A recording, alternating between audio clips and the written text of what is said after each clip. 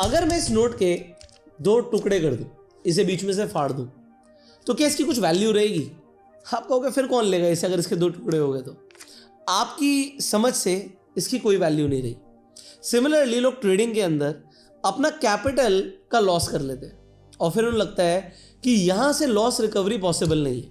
But अगर मैं आपको बोलूं इस नोट के 2 की जगह अगर 3 टुकड़े भी हो जाते हैं और आपके पास वो तीनों टुकड़े हैं, तो आप बैंक में जाके डिपॉजिट कर सकते हो। एक दिन में आप 20 नोट तक बैंक को दे सकते हो as per RBI norms. But अब कई सारे लोगों को ये पता नहीं होता और वो अफसोस मना रहे होते हैं। सिमिलरली इस वीडियो में जो मैं आपको बताने वाला हूं, कई सारे लोगों को ये चीजें पता ही नहीं होती कि लॉस को रिकवर कैसे किया जा सकता है। तो आप वीडियो को एंड तक देखिएगा, बिकॉज इस वीडियो के अंदर हम सारे स्टेप्स की बात करेंगे जिससे आप अपना loss as soon as possible recover कर सकते हैं। वेल, ये तो आप लोग जानते ही हैं कि ट्रेडिंग के अंदर सेबी ने भी डाटा निकाला हुआ है कि 10 में से 9 लोगों का नुकसान होता है। मतलब 90% लोग पैसा गंवाते हैं, बट 10% लोग मार्केट से कंसिस्टेंट इनकम कैसे जनरेट कर पा रहे हैं। वेल, उनमें और आप में क्या फ़र्क है? देखो, फ़र्क स्ट्रैटेजी का नहीं होता, फ़र्क होता है डिसिप्लिन का, रिस्क मैनेजमेंट का और सेल्फ अवेयरनेस का। देखो, एक इमेच्योर ट्रेडर होप पर ट्रेड करता है, लेकिन प्रोफेशनल ट्रेडर जो होता है वो ट्रैक करता है, ट्वीक करता है। वो ट्रेडिंग को गैम्बलिंग की तरह नहीं लेता, बिजनेस की तरह लेता है। देखो, एक्सपेंसेस जो बिजनेस में होते हैं वो आपके लॉस हो गए और जो आपको रेवेन्यू आता है बिजनेस में आपका प्रॉफिट हो गया। इस वीडियो के अंदर हम उन ट्रेडिंग के सीक्रेट्स के बारे में बात करने वाले हैं जो आपको अभी से फॉलो करना है अगर आप लॉस रिकवर करना चाहते हो।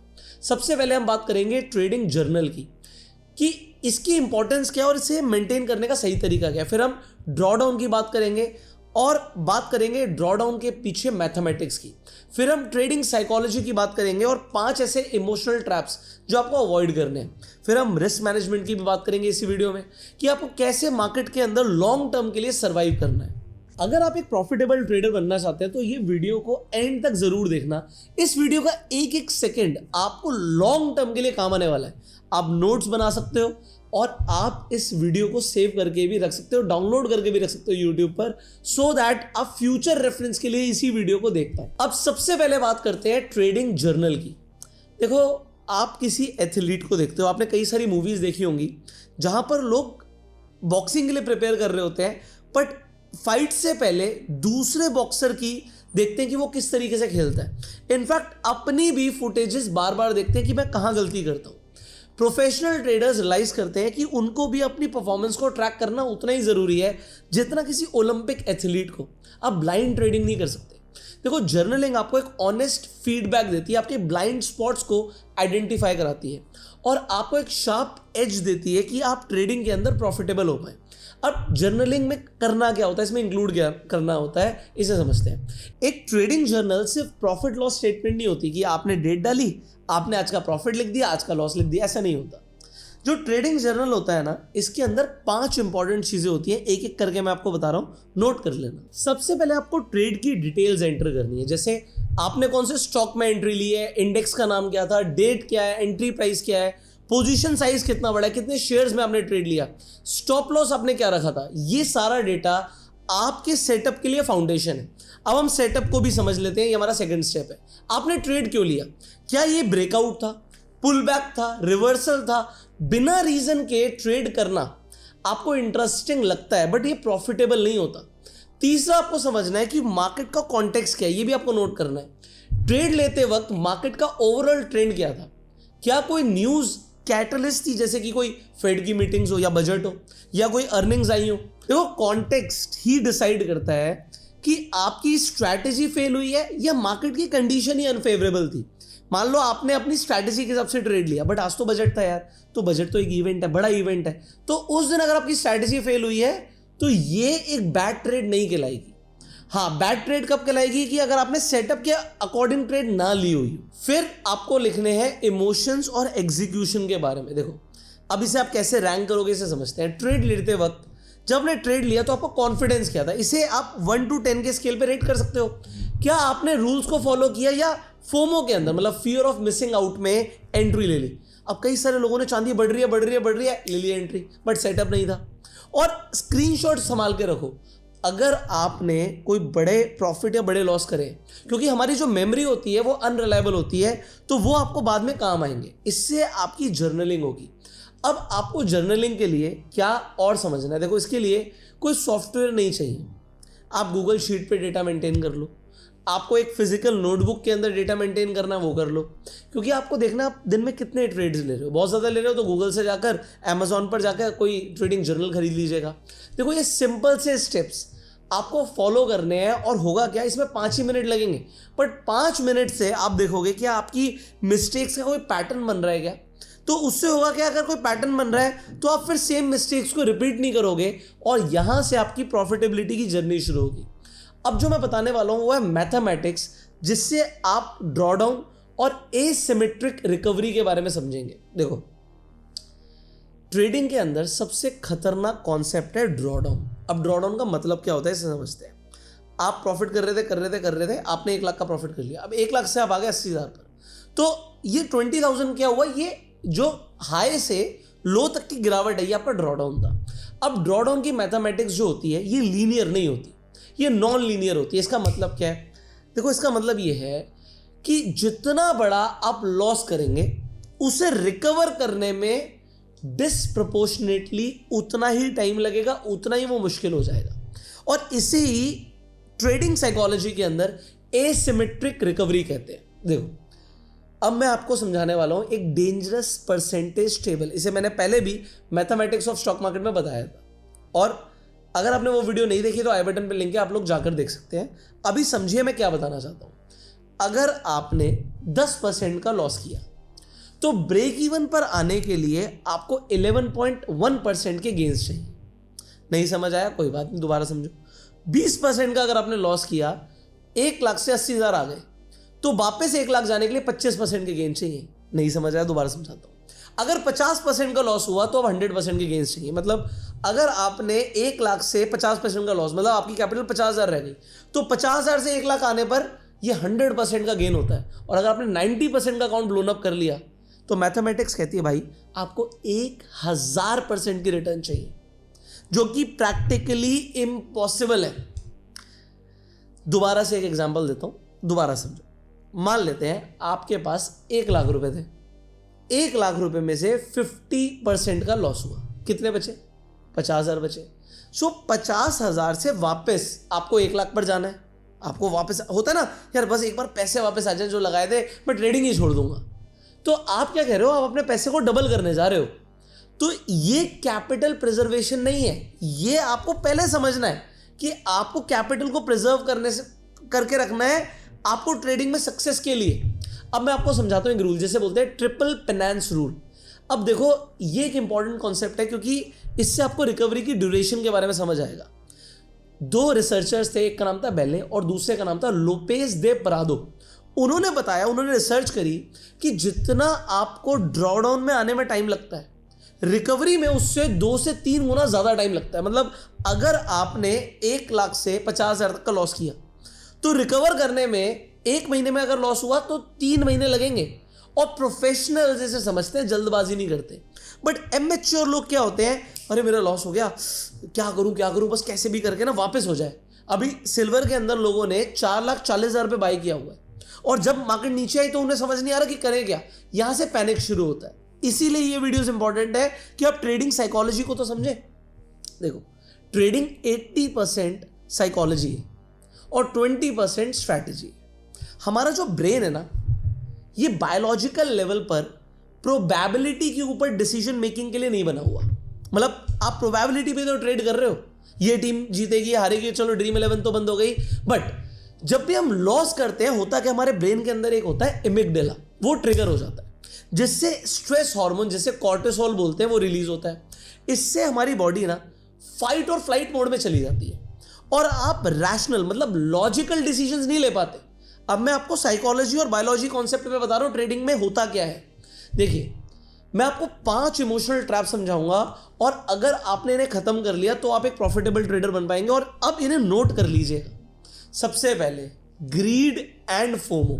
फोमो का मतलब होता है फियर ऑफ मिसिंग आउट। यार मैं पैसे कमाता हुआ रह गया तो, चांदी डबल हो गई तो। जब भी हम किसी स्टॉक को ऊपर जाते हुए देखते हैं, हमारा ब्रेन डोपामिन हिट करता है, यार यहाँ पर एंट्री ले लेते हैं, पैसा बनेगा, मजा आएगा मजा आएगा, और अब पीक पर बाय कर लेते हो। हर ट्रेड के लिए कम से कम 2 इंडिपेंडेंट कंफर्मेशन का रूल बनाओ। क्यों एंट्री लेनी है, आपका स्ट्रैटेजी या सेटअप बोल रहा है, और वो भी कम से कम 2 तरीके से आपको इंडिपेंडेंट कंफर्मेशन चाहिए। दूसरा होता है लॉस एवर्जन बायस।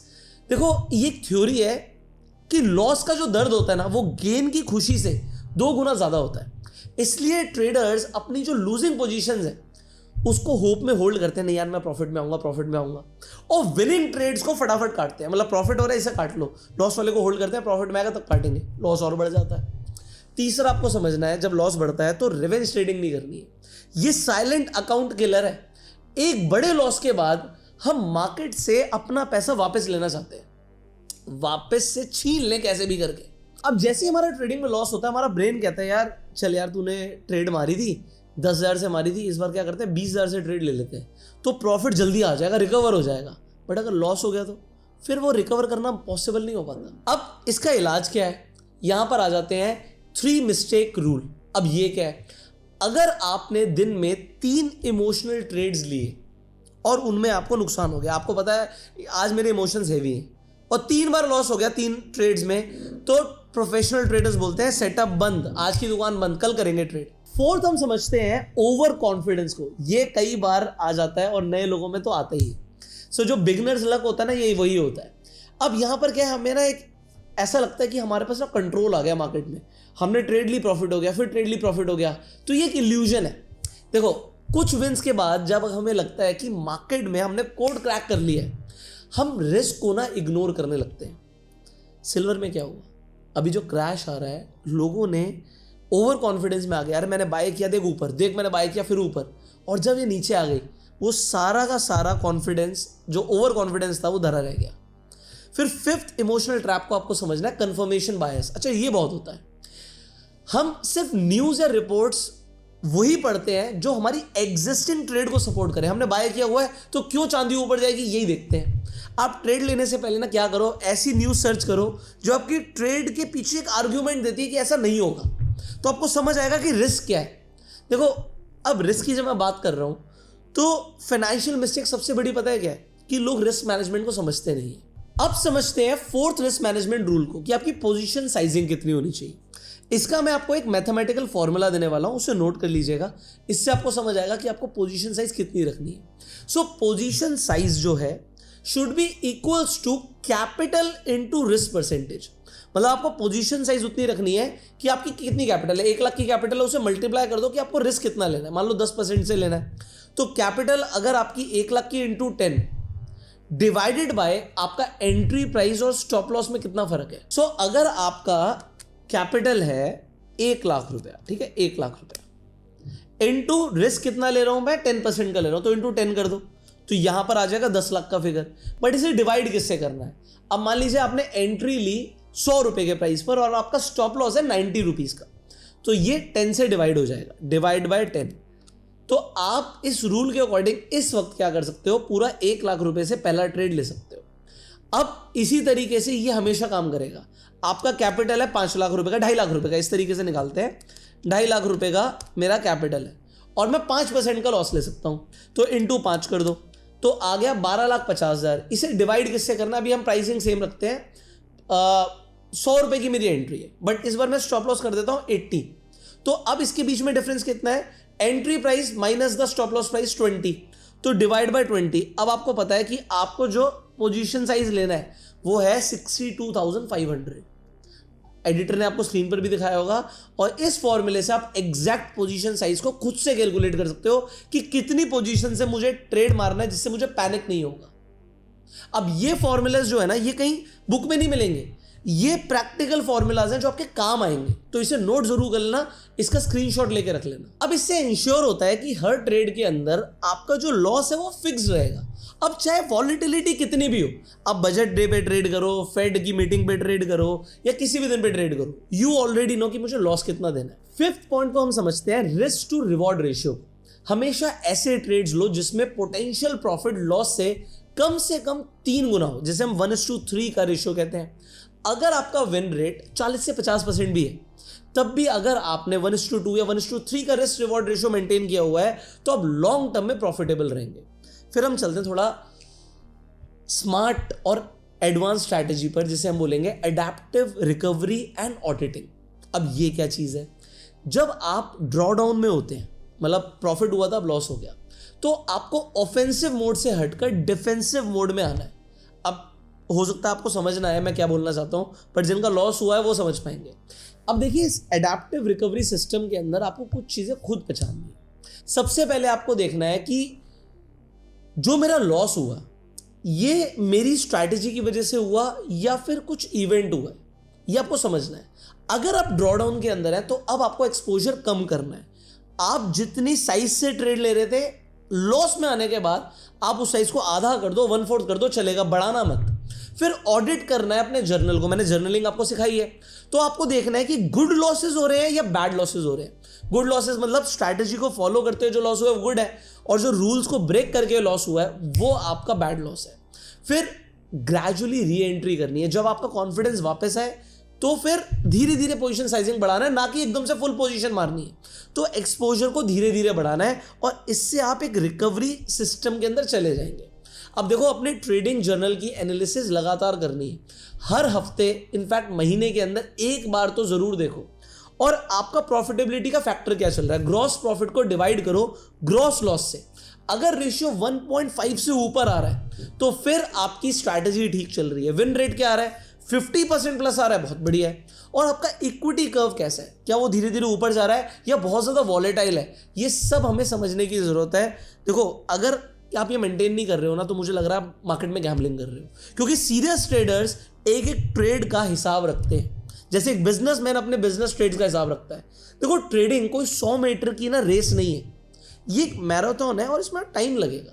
मैराथन के अंदर आप एकदम से तेज नहीं भागते हो, क्योंकि आपको पता है आपको लंबा जाना है। छोटे छोटे लॉसेस हो रहे हैं, कोई प्रॉब्लम नहीं है, इमोशंस कंट्रोल रखो, बस बड़ा लॉस नहीं करना है। देखो, अगर ट्रेडिंग के अंदर आपका लॉस हुआ है ना, तो इसका मतलब ये नहीं है कि आपको स्टॉक मार्केट को छोड़ने की जरूरत है। क्योंकि देखो, ये बिल्कुल वैसे ही है कि अगर मैं क्रीज पर खड़ा रहूंगा और मेरा विकेट नहीं उड़ेगा, तो आज नहीं तो कल मुझे चौके और छक्के वाली बॉल मिलेगी। अभी जो बॉलर है वो तेज बॉलिंग करा रहा है, तो थोड़ा विकेट बचा के संभल के चलो। मार्केट में वॉलेटिलिटी लग रही है, रुक जाओ। लॉन्ग टर्म के लिए इन्वेस्टमेंट करते रहो। आप ETFs में इन्वेस्टमेंट कर सकते हो। देखो, ETF का मतलब होता है एक्सचेंज ट्रेडेड फंड। आप किसी एक स्टॉक में पैसा नहीं लगा रहे, आप मल्टीपल स्टॉक्स में एक साथ पैसा लगा दे हो। ये म्यूचुअल फंड जैसा ही होता है, बट ये म्यूचुअल फंड से भी बेटर होता है। और म्यूचुअल फंड में भी SIP कर रहे हो तब भी कोई प्रॉब्लम नहीं है, बस लॉन्ग टर्म के लिए विजन जरूर रखो, लॉन्ग टर्म के लिए कैपिटल बनाओ। आप उस पैसे को प्लेज करके भी ट्रेड कर सकते हो। अब ETF में इन्वेस्ट करने के लिए, SIP करने के लिए, प्लेजिंग करने के लिए आपको डीमेट अकाउंट चाहिए होगा। आपको फ्री डीमेट अकाउंट का लिंक डिस्क्रिप्शन और पिन कमेंट में मिल जाएगा, आप जाके अपना अकाउंट खुलवा सकते हैं। इनफैक्ट एक बार आपका अकाउंट खुल जाएगा तो आप रेफर एंड अर्न करके भी पैसे कमा सकते हैं। और अगर आपको SIP शुरू करनी है तो स्क्रीन पर जो नंबर आ रहा है, इस नंबर पर कॉल करके आप SIP से रिलेटेड जानकारी ले सकते हैं, अगर आपको SIP शुरू करनी है। इसके साथ साथ एक चीज़ मैं आपको और बताना चाहता हूँ, हर महीने हमारे 5 दिन का वर्कशॉप होता है जिसमें हम ऑटोमेशन सिखाते हैं। अगर आप क्रिप्टो में ट्रेड करते हैं तो आपको ट्रेडिंग ऑटोमेशन सिखाते हैं कि आपकी ट्रेडिंग 24/7 हो। अब उसके लिए आपको करना क्या होगा, आपको डीमेट अकाउंट के लिंक के नीचे एक रेजर पे का लिंक मिलेगा, उस पर आप क्लिक कर सकते हो। तो ये हर महीने बैच होते हैं। आप इस वीडियो को 1 साल के बाद भी देख रहे होगे तो उस महीने का जो बैच होगा उसे आप ज्वाइन कर सकते हैं। ये लाइव बैच होता है, लाइव वेबिनार्स होते हैं, लाइव मीटिंग होती है, क्वेश्चन आंसर होते हैं, और इसका टाइमिंग रात को 8 से 10 होता है। बट डेट्स कौन सी होंगी वो आप चेक कर सकते हो रेजर पे के लिंक पे क्लिक करके। हर महीने के लिए लिमिटेड ही सीट्स होती हैं, क्योंकि 1-on-1 डिस्कशन में अब हज़ारों लोग तो आ नहीं सकते। तो अगर आपके लिए अभी भी सीट अवेलेबल है तो आप जाके बुक कर सकते हो। हर महीने डेट चेंज होगी तो आपको इन्फॉर्मेशन मिल जाएगी। आप जब भी इस वीडियो को देख रहे हो तो आप 5 दिन की जो हमारी वर्कशॉप है उसको अटेंड कर सकते हो। चार्जेस उसके सिर्फ 500 रुपये होते हैं, और अगर आप 5 दिन अटेंड करते हो तो बिना किसी क्वेश्चन के आपको 500 रुपये रिफंड कर दिया जाता है। सो हमें आपका पैसा नहीं, आपका टाइम चाहिए कि आप ऑटोमेशन को सीखो। ट्रेडिंग के अंदर ऑटोमेशन का मतलब ही रिस्क मैनेजमेंट को फॉलो करना हो गया, क्योंकि अब इमोशन साइड हो गए। अब क्या होगा, आपने अपनी स्ट्रैटेजी दी, आपने अपनी स्ट्रैटेजी को ऑटोमेट कर लिया। इसके लिए आपको कोडिंग सीखने की जरूरत नहीं है। आप 5 दिन की वर्कशॉप में आओगे तो समझ आएगा, बिना कोडिंग सीखे भी ऑटोमेशन हो सकती है। तो अब ऑटोमेशन एक बार आपने सीख लिया तो अपने आप ट्रेड होगी, लॉस पे अपने आप कटेगा भी और प्रॉफिट अपने आप बुक भी होगा। तो ये सीखना बहुत ज़रूरी है, इसीलिए ऑटोमेशन की वर्कशॉप को ज़रूर ज्वाइन करना। फाइनली इस वीडियो को आप शेयर करो जिससे लोगों को समझ आए कि किस तरीके से वो इफेक्टिवली लॉस को रिकवर कर सकते हैं और अपने आने वाले टाइम के लिए लॉस को प्रिवेंट कर सकते हैं। मैं आपको एक बार शॉर्ट में समराइज करा देता हूं कि आज हमने क्या क्या सीखा। सबसे पहले तो हमने ये सीखा कि ट्रेडिंग जर्नल को मेंटेन करना कितना ज़रूरी है और ये आपका एक रोड मैप दिखाता है, जैसे एक एथलीट अपनी परफॉर्मेंस को देखता है। ड्रॉडाउन के मैथमेटिक्स को भी आज हमने समझा है कि कैपिटल प्रिवेंशन को प्रायोरिटी देना कितना ज़रूरी है। फिर हमने साइकोलॉजिकल ट्रैप्स को समझा, जैसे फोमो और रिवेंज ट्रेडिंग को कैसे पहचानना है और उससे कैसे बचना है। फिर हमने 1% रूल और स्टॉप लॉस को आप कभी ना भूलें, इसके ऊपर अलग से मैंने प्रेशर दिया कि आपको समझ आए कि लॉस कितना लेना है। देखो, याद आपको ये रखना है कि आपका जो ट्रेडिंग अकाउंट है आपका माइंडसेट का रिफ्लेक्शन होता है वो। अगर आपका माइंड डिसिप्लिन्ड है तो आपका अकाउंट भी ग्रो करेगा, और अगर आपका जो माइंड है ना वो पजल्ड है तो फिर मार्केट आपको ब्लोन अप कर देगा। अगर आपको ये वीडियो वैल्यूएबल लगा ना तो आपके जितने भी फ्रेंड्स हैं जो ट्रेडिंग करते हैं उनके साथ इसे जरूर शेयर करना। फाइनली अगर आपको ट्रेडिंग से रिलेटेड और वीडियोस चाहिए तो कमेंट में लिखिएगा ट्रेडिंग, और मुझे समझ आ जाएगा कि आपको ट्रेडिंग के ऊपर और वीडियोस चाहिए। फाइनली इस वीडियो को शेयर कीजिए, subscribe the channel, click on the bell icon. You go self made and जय हिंद।